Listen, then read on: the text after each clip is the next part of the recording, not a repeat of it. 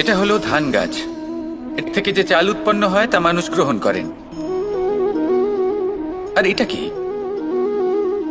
এ হলো জংলি ঘাস। একবার ভেবে দেখুন, যদি এই জংলি ঘাস ধান গাছের আশেপাশে থাকে তাহলে কি হবে? ধান উৎপন্ন হতে পারবে? তা উৎকৃষ্ট হতে পারবে? আমরা কি তা গ্রহণ করতে পারবো? কখনোই নয়। এই জংলি ঘাস ধানকে নষ্ট করে দেবে, কিন্তু নিজে জীবিত থাকবে। এটাই হলো আজকের শিক্ষা।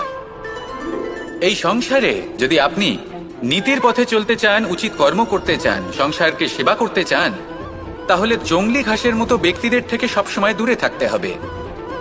সেই ব্যক্তি যারা দুর্নীতি এবং মিথ্যা দ্বারা পরিপূর্ণ, যাদের ব্যবহার অশুভ, যাদের অনেক অশুভ গুণ রয়েছে, তারা সঠিক নয়। সেই সকল ব্যক্তি যাদের চরিত্র অত্যন্ত দুষ্ট হয়, তারা হয় শুভ চরিত্রের ব্যক্তিকে একদম নষ্ট করে দেয়, নয় নিজের মতো বানিয়ে তোলে। তাই যদি